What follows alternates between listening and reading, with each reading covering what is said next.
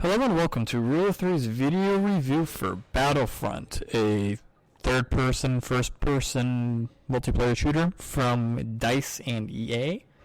So this is the return of the Battlefront franchise, and this is kind of a soft reboot for the franchise since it's a new developer and pretty much just the original trilogy, but we'll get into that in a minute. And the thing with this one is it's a multiplayer only game for the most part. There is a single player element, but it's very limited. I'll talk about that, and I'm going to tell you right now, this review was very difficult because I have to base this game. Is this game worth $60 for just multiplayer? So I've been playing it a lot, and I finally come to my answer. So let's get into the review. Of activity. Affirmative. Can you make another pass? Our scanners are picking up a lot of interference due to all the meteorite activity nearby. Will do.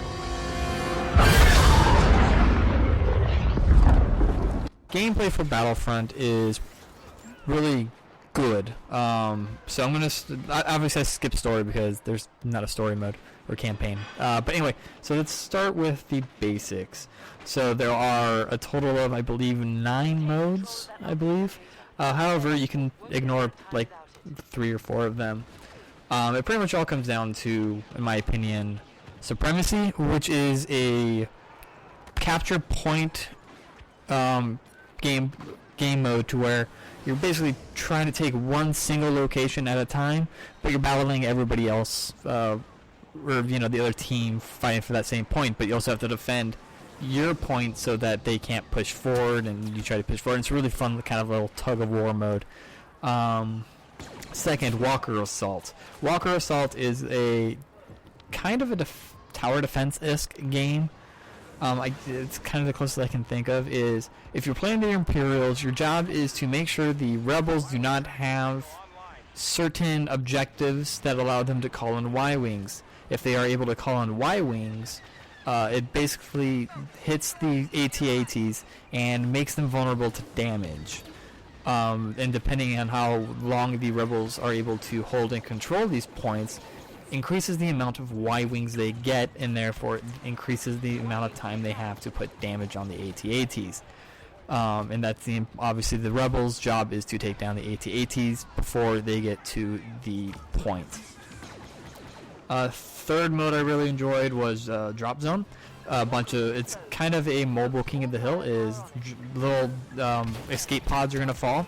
It is up to both teams to try and capture these and hold them for a specific amount of time, and the team that captures the most of these wins. And the fourth gameplay I really liked was this. I can't remember the name of it, but it's the one where you fly. It's just aerial combat, and you have to escort. If you're the Imperials, you're escorting a shuttle. If you're the Rebels, you're trying to shoot down the shuttle. So those are the modes that I most enjoyed, and mostly because they're a lot of fun. My favorite out of that is probably Supremacy, with Walker Assault coming in a close second.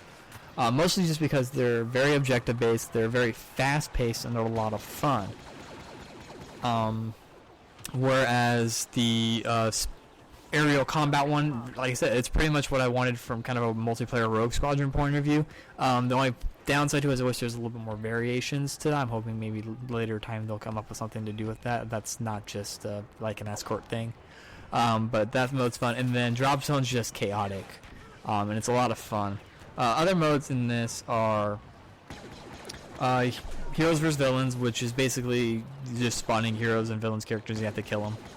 It's just a lot more hero and villain swapping. It's okay. Hero Hunt, which is there's a single hero on the map for one side or for both sides, and it's kind of like a VIP mission.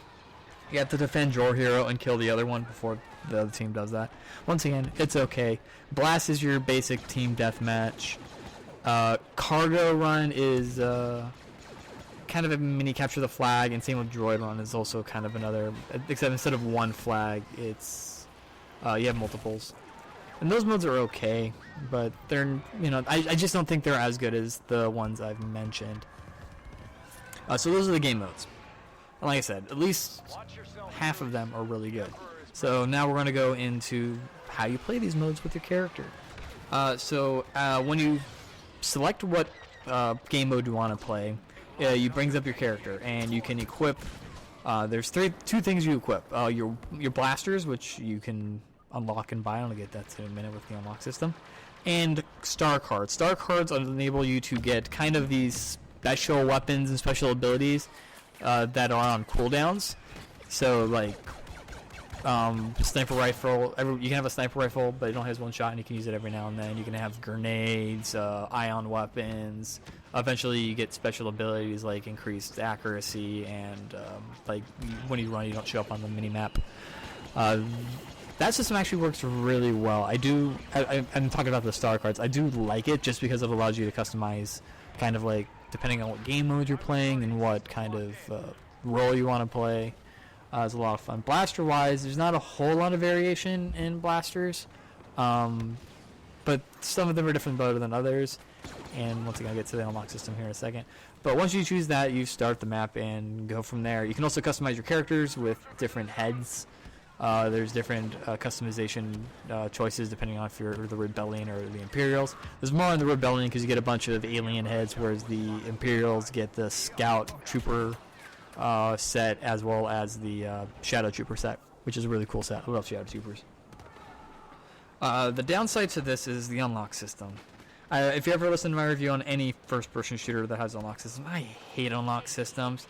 Battlefront is no exception. They are annoying as hell.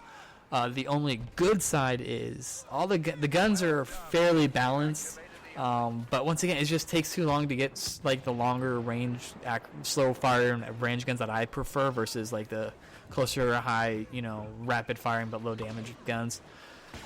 And it goes with star cards too. The more useful ones tend to be higher level unlocks, and there's 50 ranks in the game, at least right now, for at least unlocking stuff. And it just takes too damn long. And I think it does give it a little bit of an advantage to those who have played, especially with the star cards. And that was my biggest beef with Battlefront, to be honest, was unlock systems suck. Other than that, once you get into the map, you just run and shoot people.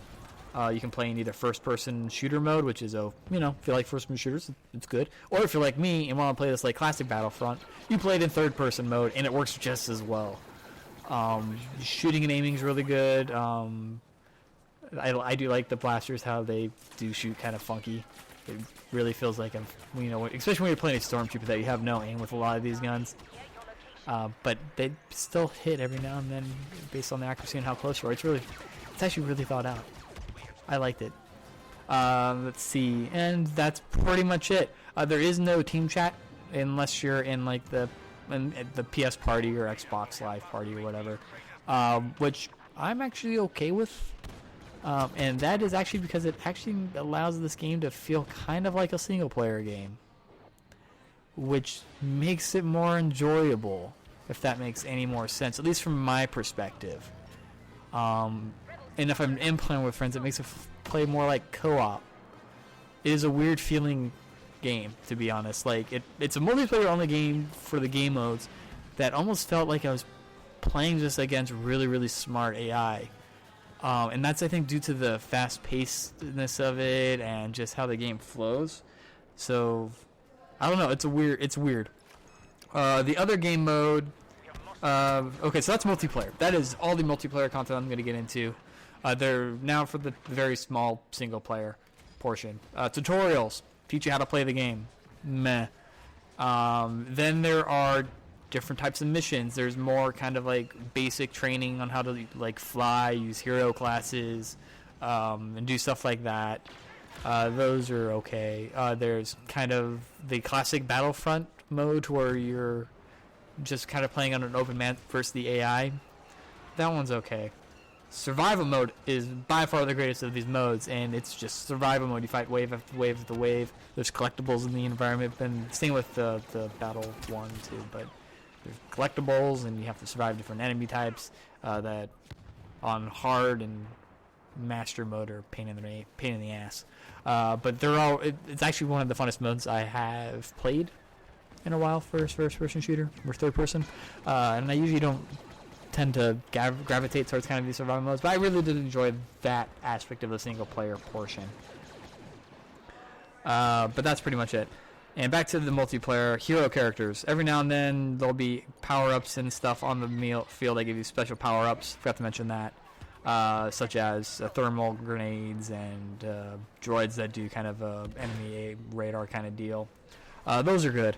And then there's also hero pickups. Hero pickups allow you to turn into certain hero characters. For the Empire, you can choose between Vader, Palpatine, and Boba Fett. For the Rebels, you can choose Han Solo, Leia, and Luke.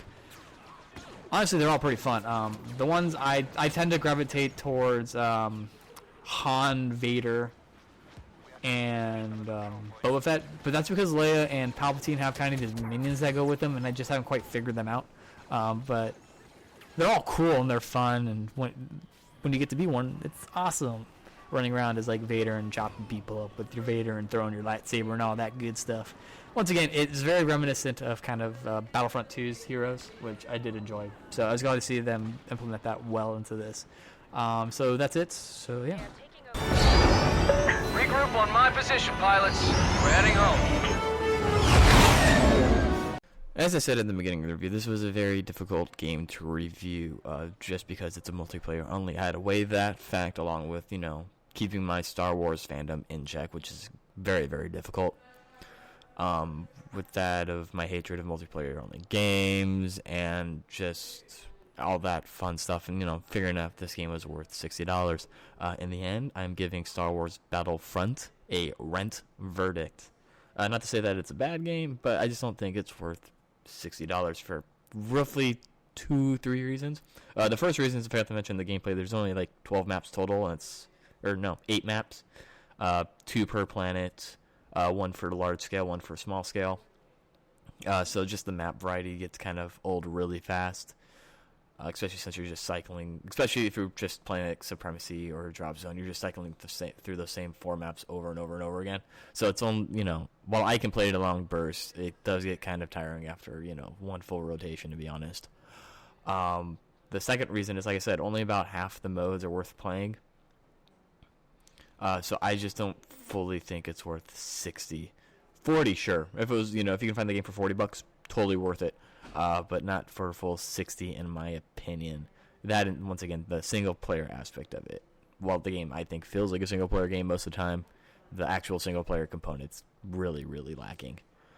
So yeah, that's it. So that's it for this review. Next review will be for Xenoblade Chronicles X, and that will probably be the last review for the year, unless I can get my hands on Assassin's Creed Syndicate or Call of Duty Black Ops 3. Also, Xenoblade may not be me reviewing it. Just depends on when my wife goes into labor, which could be really any day now. So we'll see where we're at that point. So once again, thanks for listening, everybody. Make sure to subscribe to our channel. Check out rule3.com for all our postings. I'm right now mostly going to be posting on weekends, just because that's really my only free time right now. So yeah, like us Facebook, Twitter, and until next time, always remember to trust in the rule of 3.